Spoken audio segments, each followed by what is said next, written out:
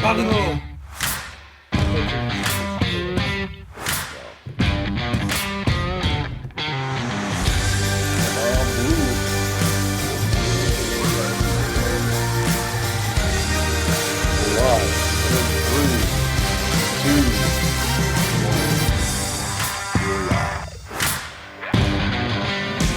All right, welcome to the 162nd episode of the Sawdust Nation Podcast with your host, Josh from North Country Woodworking, Nat from Nat's Naughty Works LLC, and myself, Nick from NPG Creations.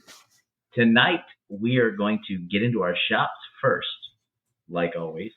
And I'm going to see if what's going on in Josh's shop, because he's at his new...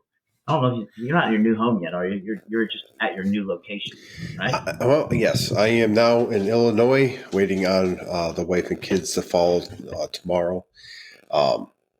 So my shop, I would say, I don't know, a good 85% is sitting in the driveway out there in hotel. My laser, my joiner, my like I said, 85% of the shop went into a 6x12 trailer from U-Haul, which I towed 14 and a half hours yesterday afternoon till this morning here. And yeah, let's say that was a tough ride, not because of the truck or its capabilities. It was just because I was exhausted and thankfully, I've had my dad, he had joined me with the drive and we got through it together. But let's just say we're pretty tired. But yeah, so for the most part, the shop is in the U-Haul. I was able to transport the laser, which was the big one I wanted to get. All my toolboxes are in there. It was pretty heavy, but the truck handled it like a champ. And we went over mountainous terrain, everything in between, some rough roads. And I tell you what, no issues whatsoever. It was the first time hauling long distance with that truck and that much of a load. So it was good to, get it broken, start understanding how it drives with that kind of weight, and then capability itself. I got like 14 to 15 miles per gallon towing like 5,000 to 6,000 pounds. So it did well. And that's average, mind you. There was obviously certain times I got less, but over the 14-hour trip, that was the case.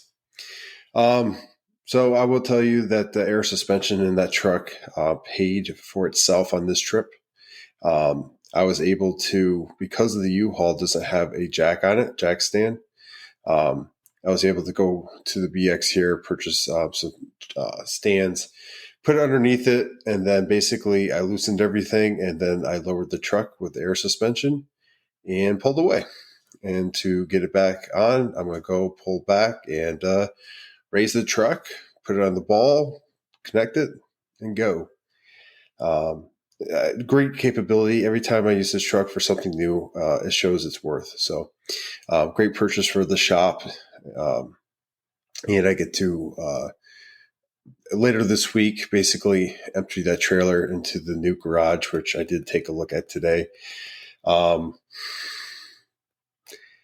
going to require some work to make it happen, but it's going to be doable.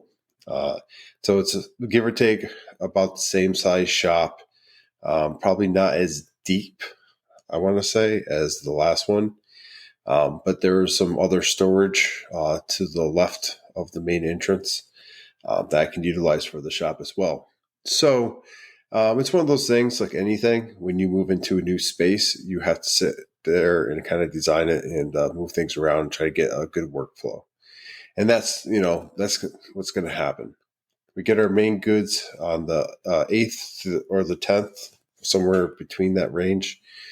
And then the bandsaw and a couple other things that went on the truck will come off, and then all of our household goods. The good thing is in the U-Haul here, we have our beds for everybody, so we can go ahead and take that out and we can sleep on our own beds and not blow up mattresses once we get the house. But yeah, I mean, it's one of those things where it was a trip without my family. I mean, my wife, my kids, some friends, and then my immediate family, as far as my father, my mother, my brother, and my nephew helping pack and get things ready. I don't know how I would get out of there. I undertook something that I thought I could do primarily almost by myself, and it took a small army to get me out of there. So without their help, I'm telling you what, I don't know if I would be here right now. With that, my mom took over packing once she got there, for the most part downstairs. And God bless her, she did a great job. But I packed all my recording stuff in a box and put it by my computer. And wouldn't you know it, when push came to shove and I would grab my stuff, it was gone. It's in the U pack. So I am talking to you from a brand new mic I bought from Walmart, a brand new charging cord for my computer, which if you've listened to this podcast long enough, this is my second one I had to buy to make sure I made a podcast. I'm using my wife's headphones she let me borrow to make sure that I can hear these angelic voices. And then so long story short, it's a mosh posh of brand new equipment making this happen. Even my camera is actually my laptop computer camera, which I typically don't use. Not because it's bad, but it's not the 4K whatever that the other camera I have. So yeah, I just got to say, it's been a 24-hour period.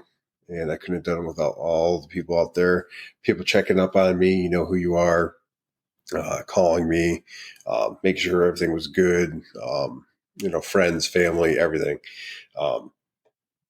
But we're here in Illinois. I got to check out the new house, like I said, kind of went around base, which took like 5 minutes. Because if you catch the live, everything's central located.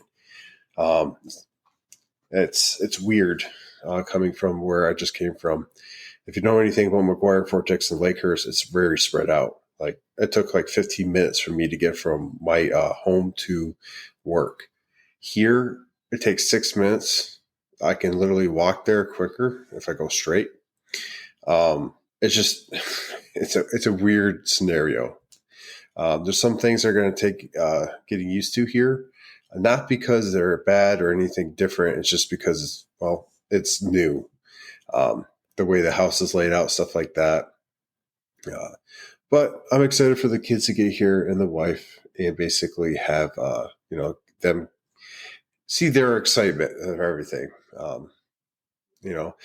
Their grandfather's here. My father's here helping us out. He's going to help us unload the trailers and stuff. I am actually going to hire some people to unload the truck because not doing that. I'm done. I literally spent a week where I pushed myself to such a point where, let's just put it this way. It wasn't good. I pushed myself too far and, I learned my lesson. I'll spend that $500 for people to unload a truck in 2 hours and I'll put shit away. I'll put stuff away. But yeah, a lot of lessons learned. Honestly, if you have sensitive equipment, you pack, you haul, those are some good options. I'm curious to see how the Laser fared. I'm really, really curious. But, make do what we got and carry on. So I will tell you, for those that are wondering, the garage has only one outlet. There is a cover where I assume a garage door opener was at one point in time. And once the house is mine, I will be pulling that down to see if, I'm able to tap into that and utilize any kind of power that's provided there.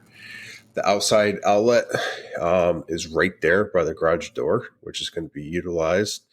And the back of the house is, I have a long enough extension cord that I'm going to hit that up too. So push come to shove, I'm going to have one less power outlet than I did in jersey.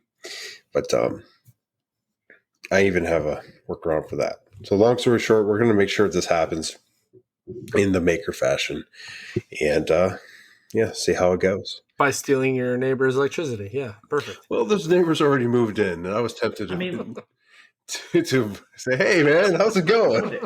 Cutting board?" What would they really say? Hey, is there a power outlet on the other side of the garage wall? So there's the power outlet that is in the garage, and that's it. Is literally on the far side that marries up with the neighbor's garage. Inside, if you walk, go ahead.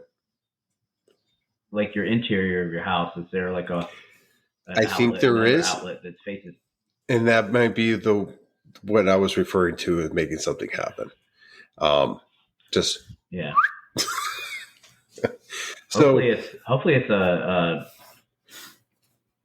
it's not like just one of the little 15-volt ones. Hopefully it's like the great thing about this house is all the circuit breakers are 20 amps. Perfect. Yeah, So every single one. So that alone is an upgrade. It's going to work. It's just one of those things. I got to put my tool into the garage, or my tools into the garage, and see how they fit, and get them aligned, and shove that Picking up what you put down. Yeah. big blue laser in there and get her nice and home. But my CNC is going to need to be worked on. That laser is going to need to be readjusted. Most of my tools are going to have some love, just based on moving. I mean, like, you can't have a move where they don't hit a bump or anything. Unfortunately, roads, when you go through so many states, you're going to hit some bumps. The biggest thing is I hope that nothing cracked or anything like that. We try to pack smart, and we'll see what our efforts are here in a couple of days. That's about it. That's the end of my story. Like I said, I like to thank everyone out there, because honestly, it took a lot of different people, a lot of different times. I had some people show up I didn't expect to show up when I asked, and it took a small community to move that shop and that house, and it started with my wife and extended to friends and family. So, but with that, I would like to thank the little people. Well, my kids did help. I tell you what, they tried their best to give a hand. I could talk all day about this, because Daddy, this is what's. How do I move? How do I move this, Daddy? Snap! Crap! Why? You say that. So, yeah. One of my woodpecker rulers dropped like 10 times. Like, it was like just every 5. Eventually, I took it and I put it in the back of the truck, and I'm like, "You've lived a good life. You're gonna go in the special place where you'll be safe." So. But I will tell you, every time I drive long distance and I say I'm going to do it in one go, I say after I'll never do it again. I don't think I'll ever do that again. No, I can do 10 hours comfortably, but 14 and a half, it's a little too much, man. You gotta be safe. Allegedly. Yeah. Hey, real quick, do you know what microphones I'm running on? It sounds like you're running off your computer. Yeah. Don't let me change it. It doesn't let you change what you record. Sorry. Check 1 2. Check 1 2. Check the mic.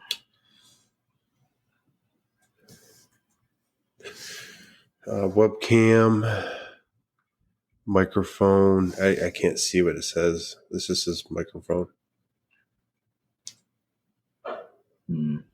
Okay. But can you? Because my Yeti mic's not responding to me.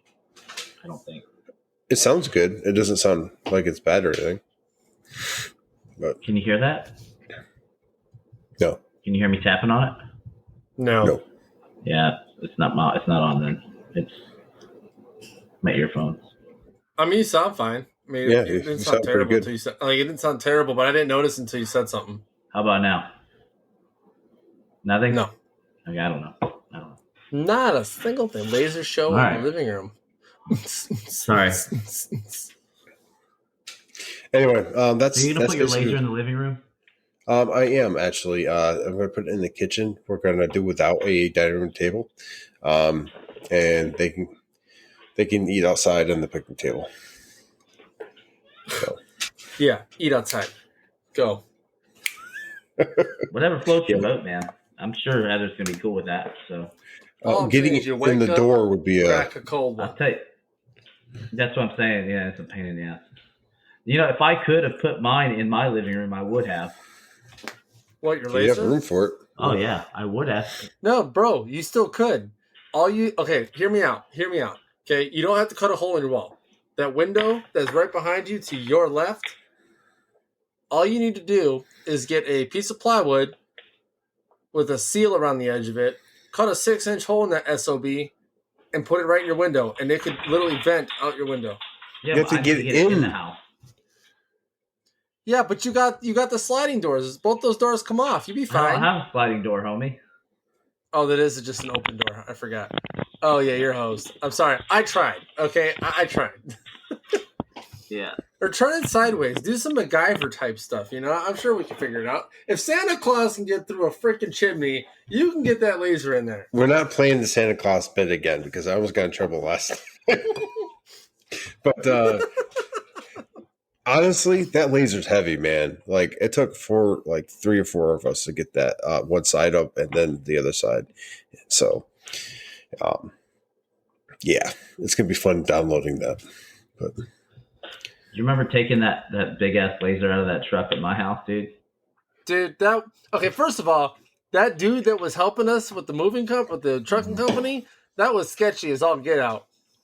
And we're sitting there, this laser's like hanging like a quarter of the way off the lift gate, and it's like catching on the back of the truck. I'm like, oh, I'm gonna die today. Like I'm sitting there, I got both my hands on this thing, like I'm gonna stop it, and it ain't gonna happen. And he's sitting there, he's coming down, and he starts catching it. I'm like, oh, this is not gonna end well. But then eventually it came down and it was fine. And then we, opened the crate and Nick's was a shield on it. The hood shield was broken, but he got it fixed, on OMTech's dime because they stand by their warranties and things. So that was good. But he was going to drive that thing back to the warehouse. And I'm like, dude, like, come on. I can get it out. I know how to get it out. I've had to unload trucks before. And we had to strap it to the lift gate. So it wouldn't tip over while he was lowering it. Freaking. Yeah. But I think he wanted to kind of be lazy. I wouldn't doubt it. I mean, it was sketchy at best. Not the first time. But, yeah. So that's my story. If I sound tired, it's because I'm very tired. We did a lot of running around. I actually, just before the podcast, realized I didn't have a charger for the laptop, so we ran to Walmart. I know where Walmart is now.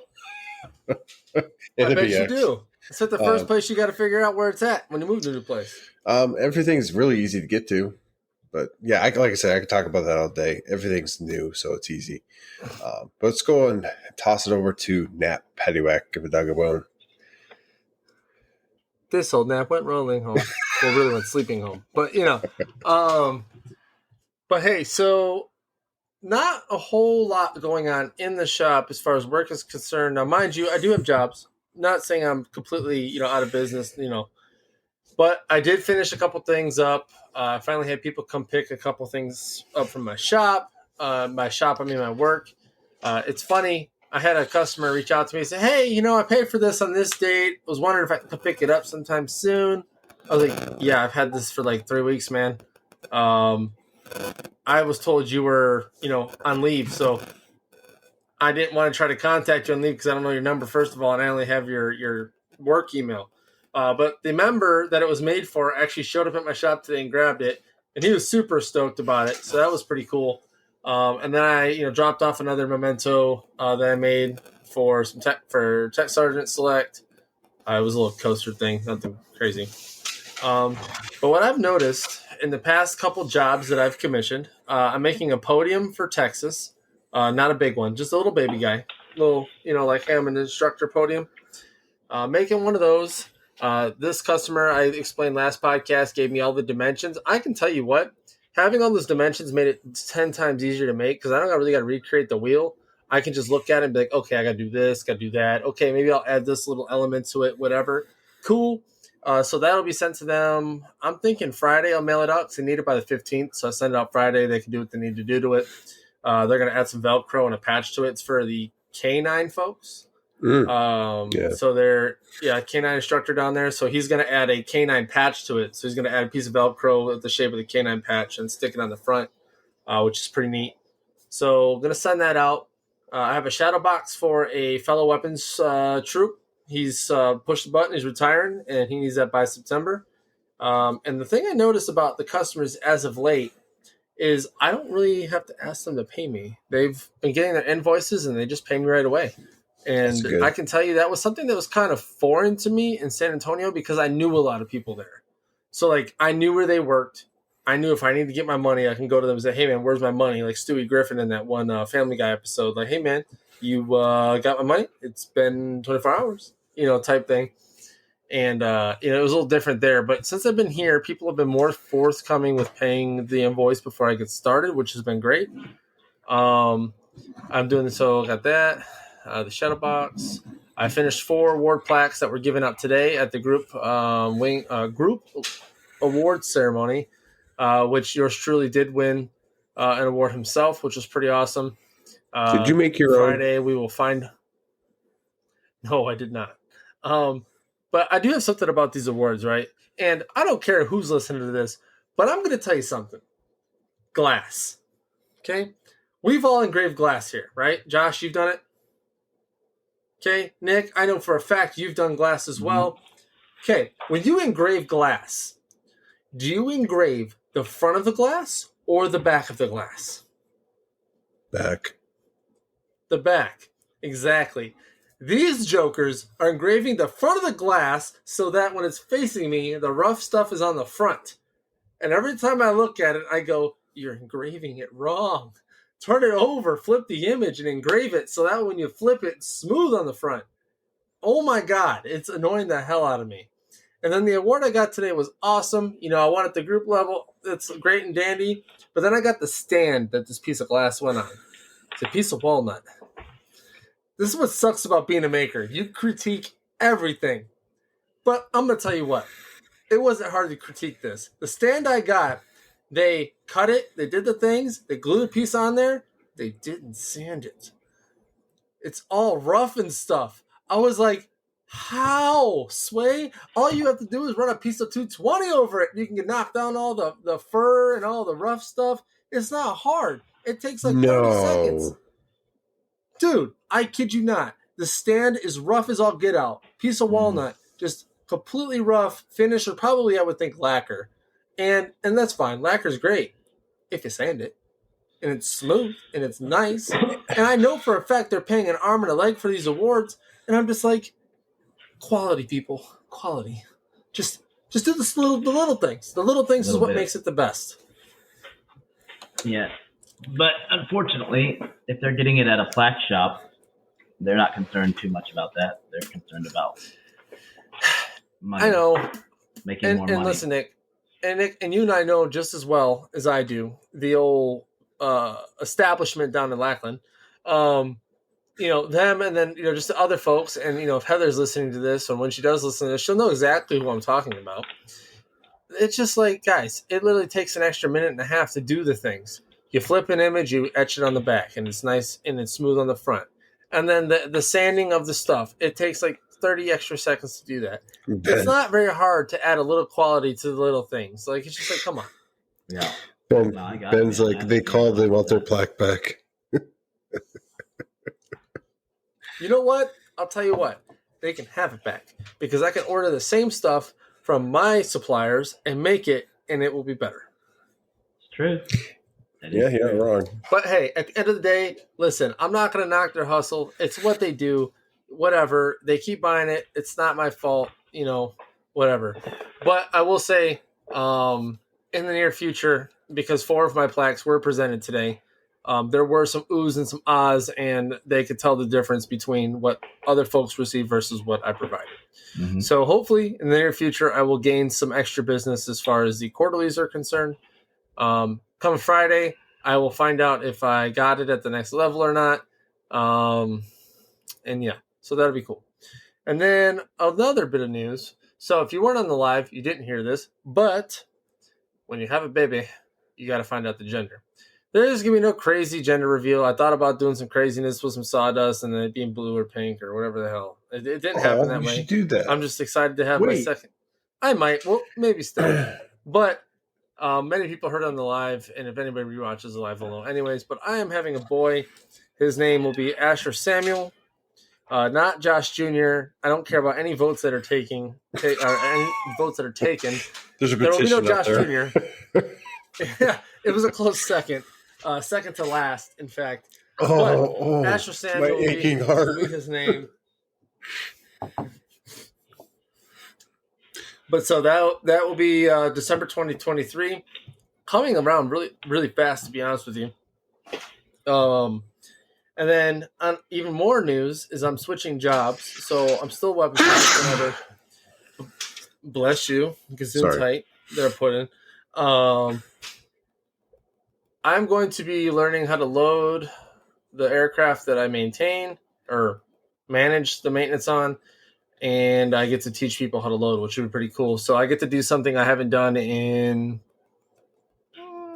so 2016 was the last time I loaded. So 7 years I haven't touched munitions, so I get to do this again, and it'll be super awesome, which means not only will I be doing that, my life will become slightly easier as far as the amount of things I have to do, but I will have longer days at work just because that's just what comes with the job. No big shakes, not a big deal. You have a lot of great stuff going on, man. First of all, congrats for your award. Congratulations for having another baby boy and the new position at work. You have a lot of great shit happening right now. A lot of great stuff happening. So I appreciate it. I'm just waiting for the bad things to happen because, listen, all the good things happen.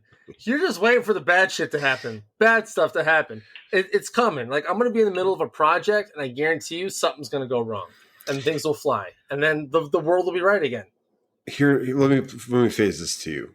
So, if everything went well in the shop every single time you went out there, how much would what would have you learned over that time frame?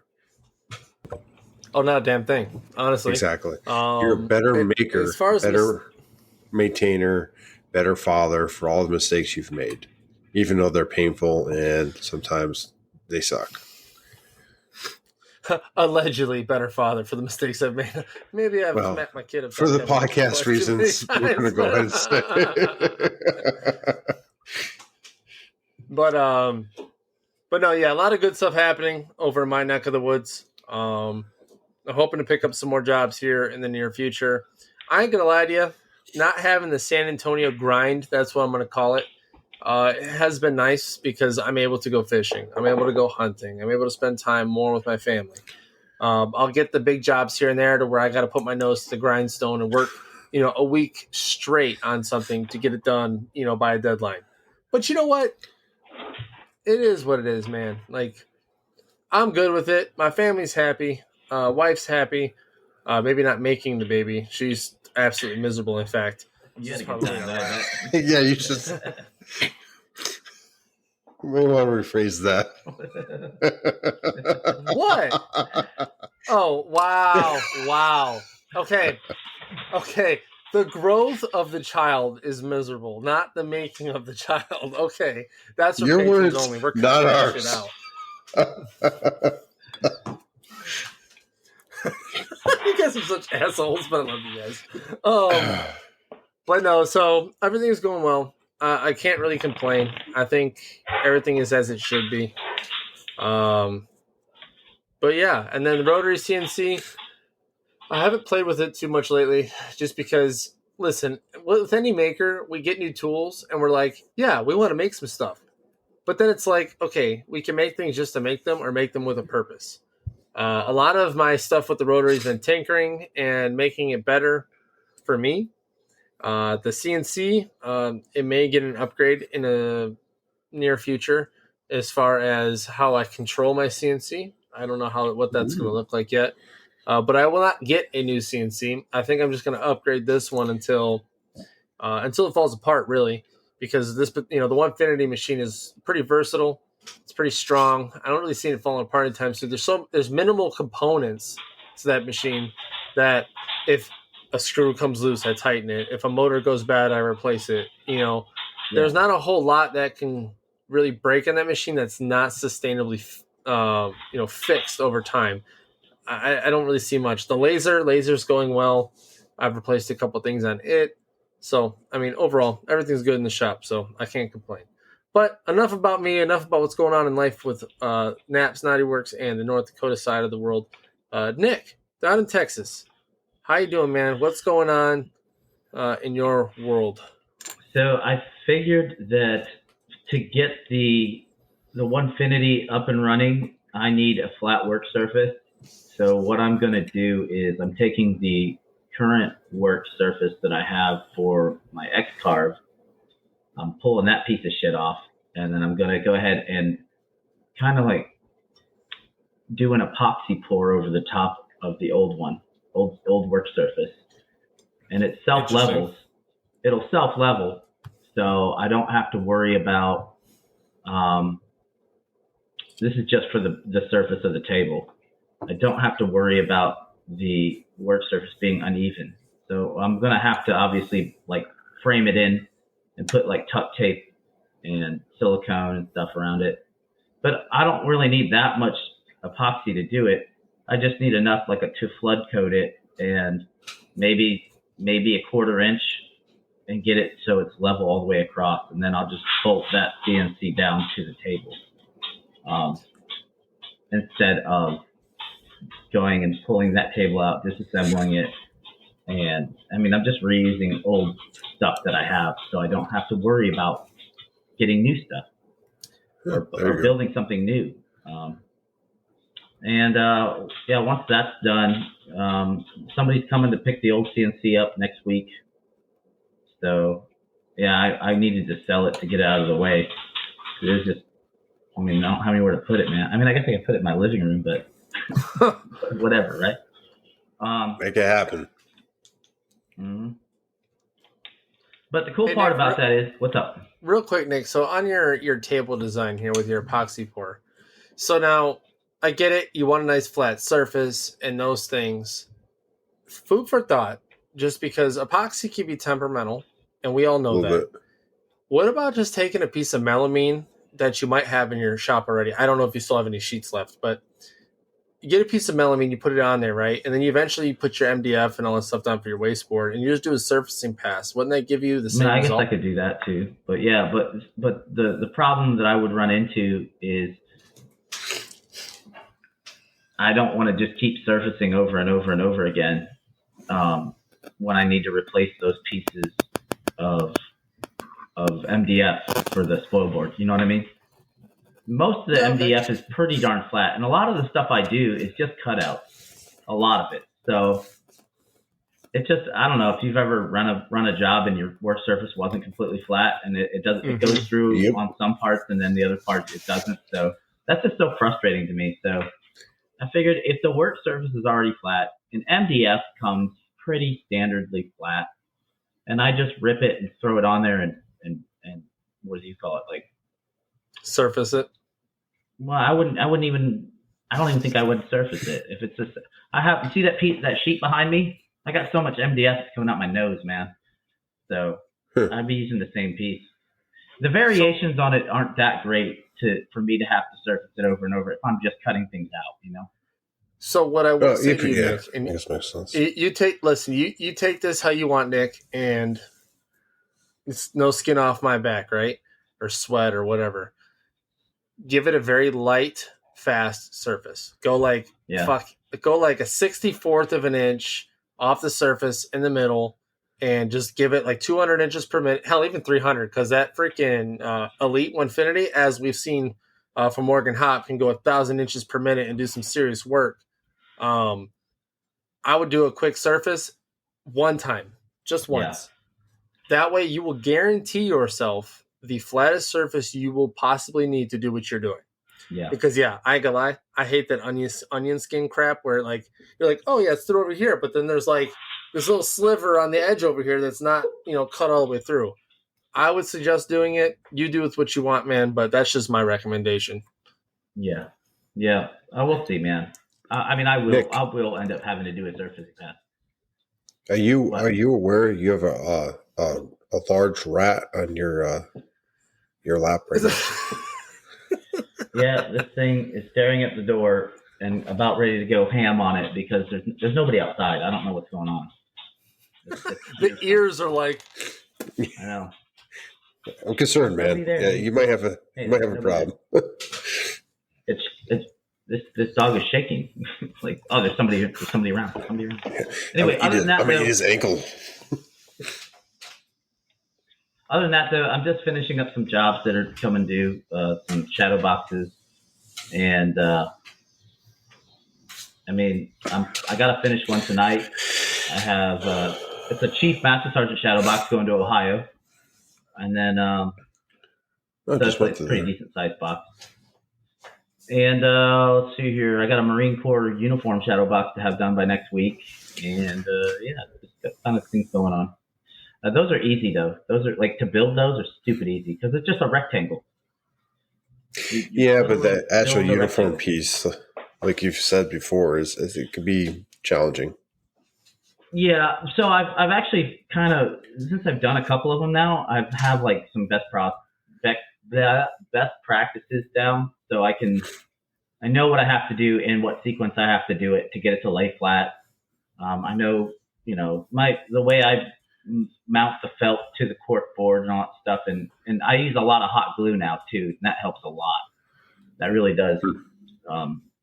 Switching. Is there a certain brand or like to use automatic hot gluer or to use the little kid's pumper? I use the little pumper that could from the Michaels. So I noticed you pump it once and shoots the stick right out. Yeah. I noticed that the bigger hot glue guns, you burn through a lot more glue faster. So I try to stick with the little ones. This way I can keep. The little glue sticks are a lot cheaper too. Not that it really matters. It's not that much. Everyone has a preference, man. That's okay. Mm-hmm. But I would rather have it. So, it's all good, man. I'm just plugging away. I've been getting some plaque ideas for some folks who are commissioning, which is kind of cool. So I've had 2 of those in the past couple of weeks. So that's interesting how like a lot of people I know are now going from enlisted to officer. So we had to come up with some idea for that sort of like memento for them. And other than that, just been busy, man. Been freaking slammed. But you still taking August off? I know you were talking about that. Yeah, August 1st. It's here. I'm taking August off. I'm not taking any new orders for August. So I have like 3 or 4 things to finish, and then I'm next thing I have is September. So you're not really taking it off. You're just kind of using it as a catch-up. With that, and to clean the shop and get that new CNC set up and everything like that, I really would like to start in September, so I can run that thing without having to. Are you going to have the Avid and the 150 set up, or just the goal right now? The goal right now is to have both running by the end of September or by the end of August. What do you have left for the Avid? I literally just have to run the wires and then run. Okay, so you're damn close. So I can run the spindle without the air.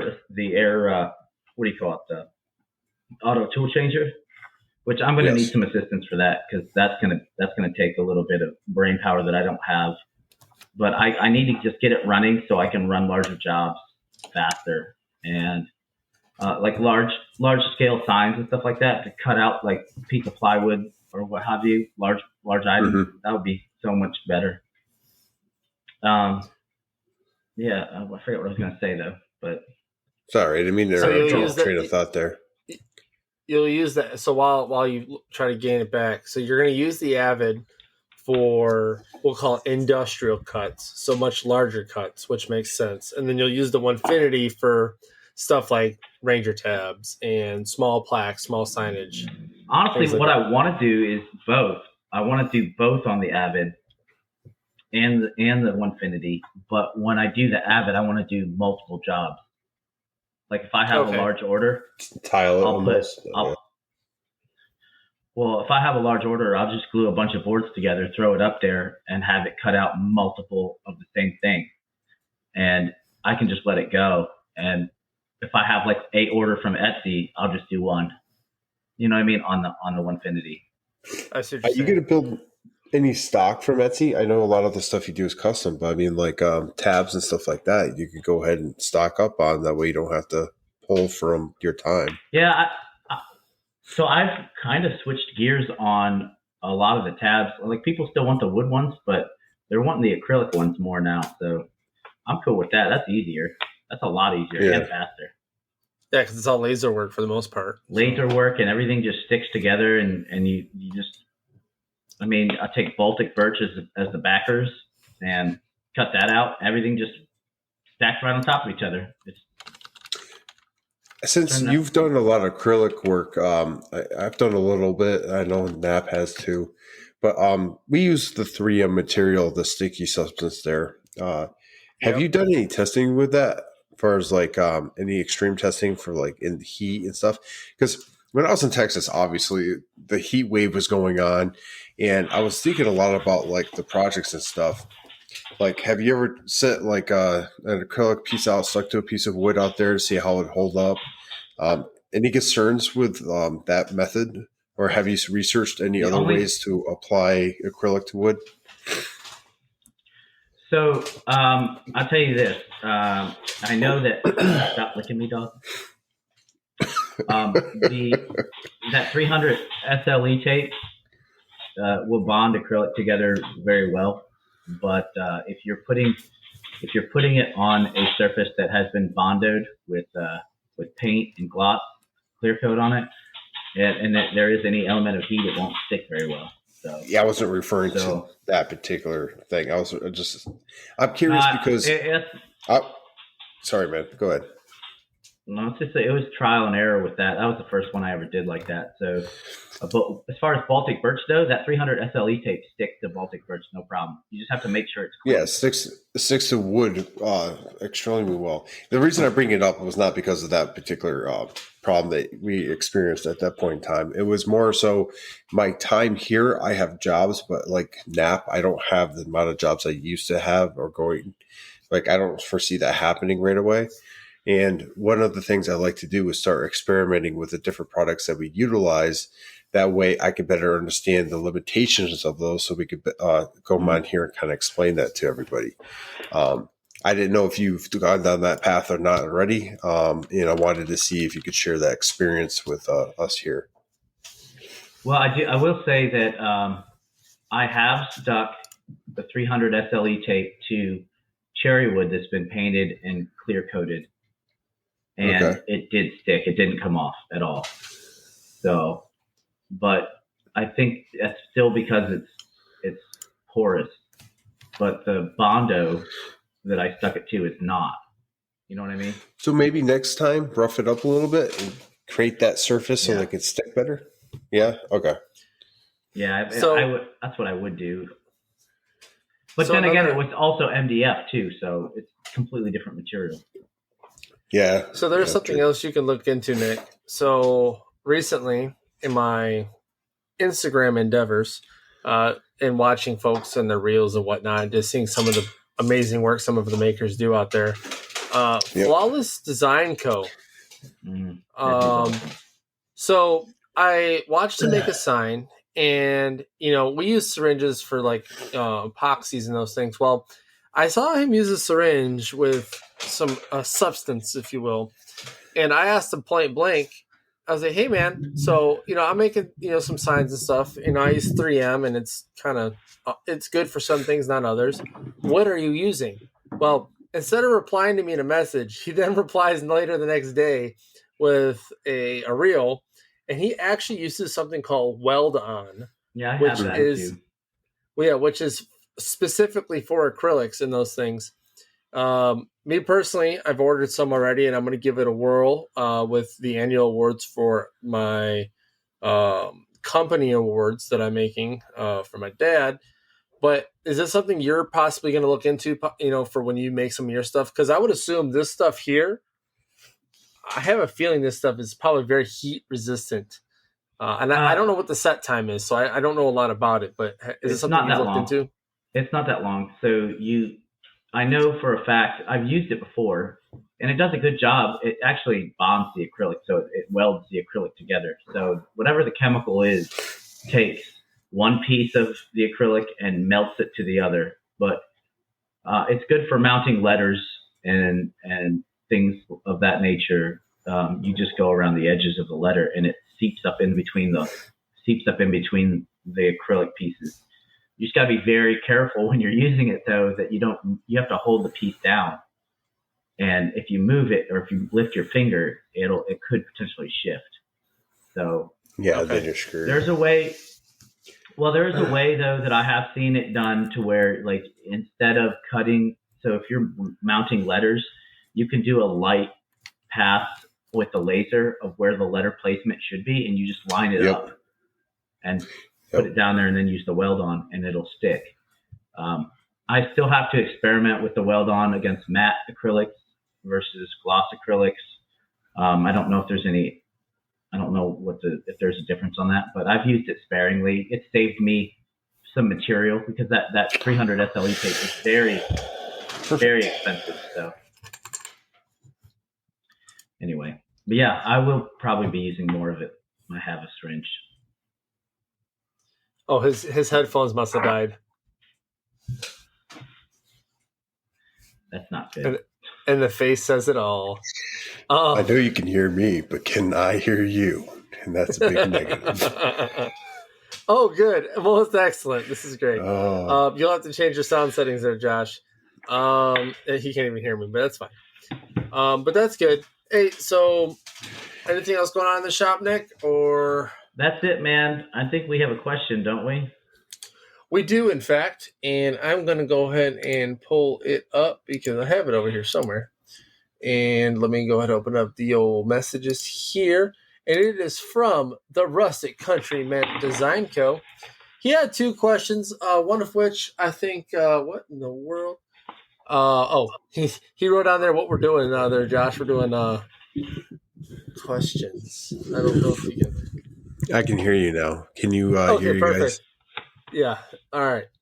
So he had two questions, one of which I think we had kind of covered in a previous episode, but just for the purposes of making sure this individual gets his questions heard and we can answer them, I'm going to go ahead and start with the first one here. So he says, "Good morning, gentlemen. One, thank you guys for your service, and even though you guys are Air Force, go Army." Well, jury's out on that, sir. Sorry. I've been following your podcast for about a year now, trying to still burn through all the episodes, but how are you guys helping prevent Y drift on your CNC machines?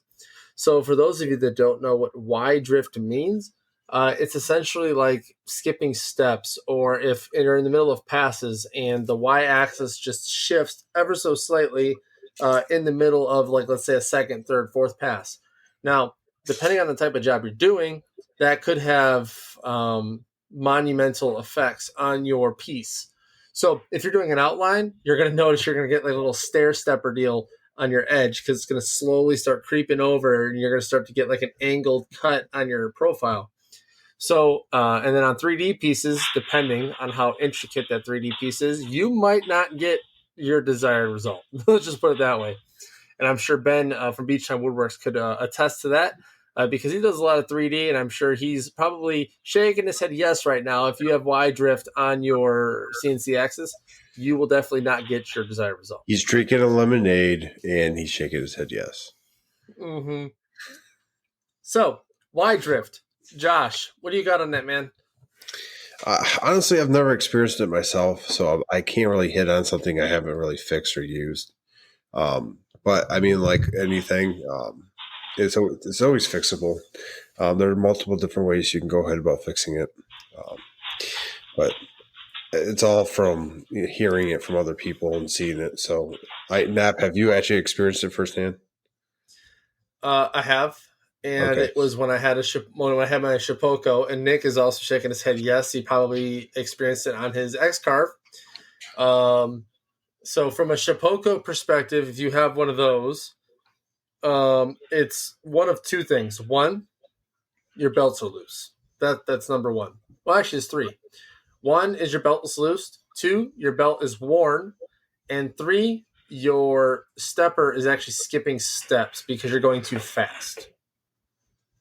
And there's four, apparently, according to Nick. Fourth. What's you your fourth, need to Nick? inspect your connection points to your controller as well, because that is also sometimes with all the vibration that goes on, the connections will come just a C hair loose. And actually, go ahead. If it's not cinched down tight, even if it's just every now and then or every so often when that vibration hits a certain point that loses connection, and it will lose a step or half a step or quarter step, and next thing you'll start to see that. So it's very nerve-wracking when you're trying to diagnose these issues, and it takes a lot of time that could be spent doing other things, and it's frustrating. So there's actually a fifth in thinking of it, because he said connections.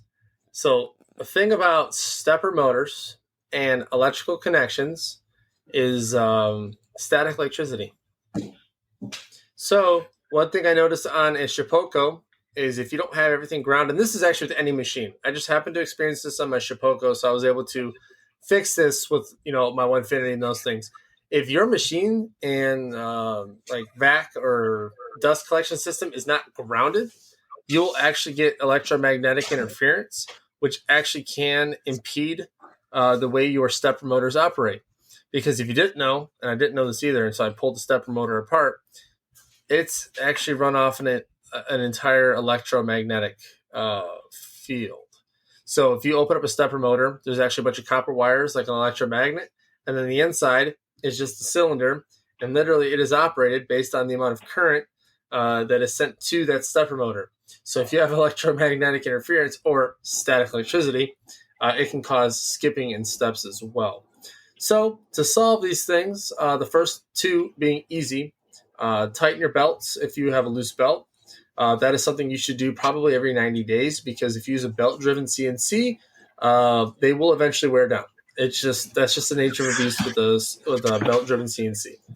Second, if you're dealing with an old belt, it's because your teeth on your belt are worn, and when they're on the cog or gear of the spindle stepper motor, it'll slip, which then will cause your missteps, which then will cause Y drift. And that's also not just Y, that's X and Z as well, depending on what your CNC setup is.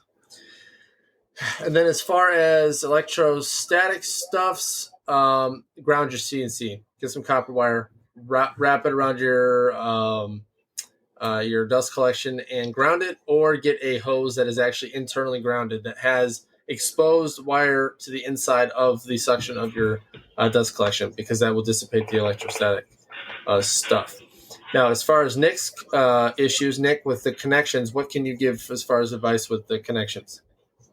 Just so when you're going around and you're doing your routine maintenance and preventative maintenance, just make sure all your wires are connected. I would just always look to see if my machine's connect. That's all my go-to, because that's the easiest thing. It's low-hanging fruit. If you look at your wires and you see if you touch them and one comes out, it's obviously that's a problem. So just tighten it down. Boom. But then I move on to the belts, and then it really is like a progressive way to you just have to go in like some sequence of what's the easiest fix to what's going to be the hardest and most pain in the ass fix. So that's my recommendation. And then to tag on to Nick's, so something I've learned only recently, I never did this with any other machine up until now, you can also replace your connections. So the Molex connectors that you have currently with most CNCs, it's those little plastic clippy deals that go together and you hope to God they don't fall apart. You can also get a GX12 aircraft connector that requires soldering. Those are honestly almost fail-proof. Because I'm currently using them now on my rotary CNC, and I can tell you there is a mass difference between my connection points because, one, they're connected and airtight, so there's no dust that gets in there. Nothing can interrupt that connection. And on top of that, they're threaded. They're not clipped. So when they're threaded like that, it's you have a lot less chance of a connector becoming loose than you do with, let's say, a Molex connector over time. You should do a how-to video on how to do that. I can, because I do have one more motor I have to do. I didn't do these. I would guess it'd be considered the Y-axis, which is the rotary itself, because it was the only one that was not having issues. So yeah, I could probably do that. Probably be an interesting one. Pain in my butt. I had to get something that someone recommended to me. They're like little mechanical fingers that hold everything together while you try to do the soldering. Yeah, pain in the butt when you're doing it without that. So you should let me know. I just threw away 2 of them. Match you. Well, next time, tell me. Yeah, right. But hey, that was a good first question on the Y drift stuff. But coming into the end of the episode here, we'll wrap it up with this last question. And I think this one is fairly decent because many makers out there, you would think an oil finish wouldn't cause any issues, but it could. So the second question is, once you use Odie's oil or any of the kind of oil finishes out there, okay, do you put any poly or halcyon over the top? No. The simple answer to that is no. But you can do the reverse, which I've done. So my ward plaques currently, I use a lot of lacquer these days. I'll use lacquer, like a flat or a semi-gloss, and I'll get it to the finish smoothness that I want. And instead of spraying more lacquer on it and caking that stuff on there, I'll take a very thin oil finish. I use the reefer oil finish from, God help me, I just spaced. Oh, goodness gracious. Stand by. Cool. I just lost that. How did I lose it? Nick, help. Well, I don't know what you're talking about, man. The reefer oil finish. Reefer or oil? like the reef oil. Oh, Coral. Coral Way Designs. Yeah. They have the reef. Yeah. I'm like, reef oil, reefer. Yeah. She calls it the reefer finish. I was like, yeah, reefer. No, she doesn't call it the reefer finish, man. She does. She says using that reefer. I was like, I'm gonna get tested after saying that. But all right. How come we have the peanut cup tomorrow? Yeah, right. But I'll use that finish, and it's not just that finish. I use that because I like to support local, or not local, but makers in the community who make products. And I've been using that recently because it has a really nice citrusy smell to it. So instead of a lacquer, smell, they get a orangish citrusy smell. But I use that on these last 4 Let plaques. me fresh. All right, Taz, calm down. But yeah, so it's I've done the reverse, but never do you want to put oil down before you put a poly or anything like that down because you will not here the finish you want. But anything from you guys on that? No, I you nailed it, man. Sorry, guys. I'm on one tonight. But yeah, so thank you for the questions, though. Those were great questions. I do have one thing. What you got? You can always try something once. Might not work out in your favor, but you can always experiment and see what works best. I've never tried it, but I assume that the oil would soak into the wood and the poly, whatever, would not adhere. So, but yeah, oil finishes with like a water or waxy finish. base is not good. Ooh, Ooh, I got a question I've been wanting to ask since I got both of you guys here. So, say I have a dock, right? And I want to seal that dock for years on end. And when I insert it in the water, I know exactly where you're going with this because what would you asked me. use? So me personally, I'm using Totalboat, Halcyon, or Wait, you're putting a dock in water? Yeah, it's like your duck call. A duck call? What? All right, so no. So he's saying like a dock, like a water dock, like like for boating? Yeah. Here's what you should do: is you should burn the shit out of that wood on the surface, and that helps create the water tightness on the. It keeps. Yes, there's different. You can use the Japanese style. You can use. What I'm asking is there a product out there that you could brush on or apply that you think would last the longest? Fire. Totalboat, Halcyon, and or clear coat varnish type deals, I think would work very well. So obviously, I have my own opinions on this. I've done some research. I've kind of.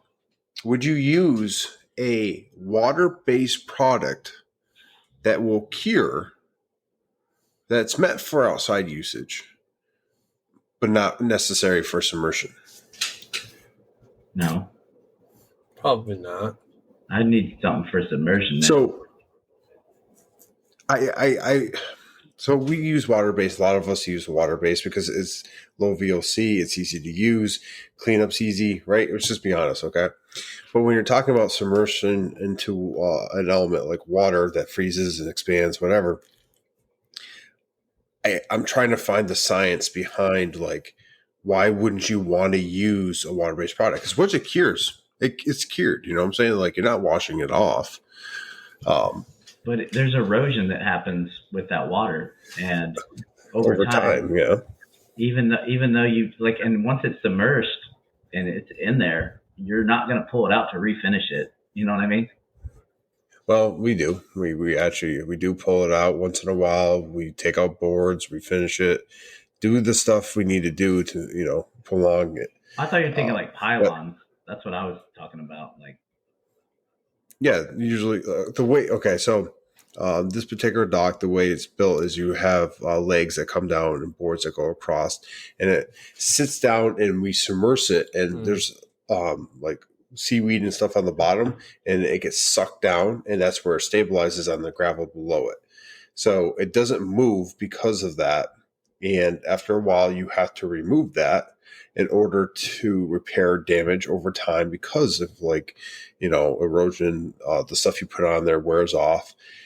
We do this, I don't know, every 5 to stretching it on the 10-year mark, but we'll say 10-year mark.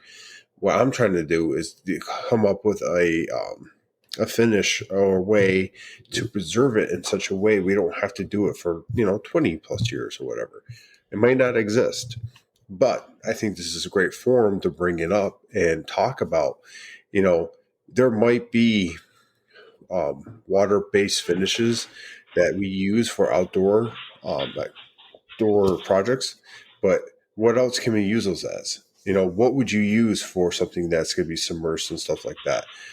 We haven't come up with a project that we deal with that, but who knows? Maybe someone's currently dealing with that.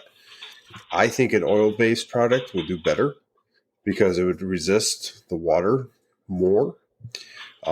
Basically, even, kerosene and oil, using that kind of finish. I don't know if you've ever heard of that or ever done that.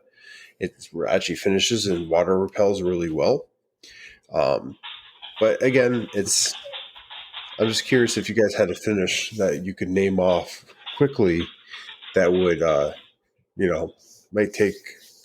might be the best option, essentially. So the only thing in the chat here, Jason says a rubber coat. Ooh, rubber coat it. Like a rhino liner type deal. Yeah. Rhino. That's interesting. Yeah, they make marine paint as well that you can use. Well, I did reach out to a company that produce marine goods for boats and stuff. and they told me none of their projects would are met for the application that I was trying to apply. So I'm trying to figure out something better for that. Well, I'll tell you what, in the chat with this whole rubber coat, or as Jason said, get a giant bucket I'm of curious Flex on Seal. that. Yeah. Giant bucket of Flex Seal and dip it in there. That could work. Maybe, like I said, maybe this is something we test on. Maybe we do. Maybe we should ask our listeners to write in and see if they say anything, if they have any answers. Yeah, who knows? So, Jason, I need you to take a block of wood, submerge it in Flex Seal, and leave it in water for like a month and tell us what you find. Cut it in half because that would tell you the penetration of the water. Yeah. Yeah, with that moisture meter. Moisture meter. Oh, yeah. But hey, guys, I think it's time to start wrapping this one up. Good questions, good thoughts, Josh, on a possible finish with the dock and as far as submersing in water. I think that's something we can test out. I wouldn't say I'd be able to test it over time, like a couple of years, but we could definitely do something that would probably give us an accurate representation of what would actually work in your case. But on that, I think we're going to get on to final words here. Start with Josh. What you got, man? As always, go out there, go make some sawdust, and have fun with it. Make sure that you're keeping it fun in the shop and not too much work, because if you are having fun doing what you love, you're never going to work a day in your life. Solid advice. And I'll hit it with keep taking care of each other, keep taking care of the community, keep adding information to everyone's repertoire, because I'll tell you what, not everyone knows everything, and we're always learning. So keep adding to that learning, and we'll keep making this community stronger. And on that, Nick, final words. Final thoughts. The final thoughts. As this will be my last episode on the Sawdust Nation podcast, I just want to leave everybody with, may you all just take care of your physical health and don't take it for granted. Take care of your mental health, because it's okay to take a knee if you have to, and the projects can wait. Take care of your family, because they're the ones behind you when the day starts, and they're the ones who are with you when the day ends. Keep your life as balanced as possible. We can only do these things we do if we are breathing. So stay motivated, stay disciplined. And this is me signing off for the last time. Sawdust Nation out. Okay, bye. Bye-bye. Good night. We'll see you guys. Patrons, thank you for listening, and we will be getting with you all here shortly. And if you want something, we'll get it out of here as soon as possible. And with that, we will see y'all later. Josh, hit the stop button. Don't boss me around. I'm my own man.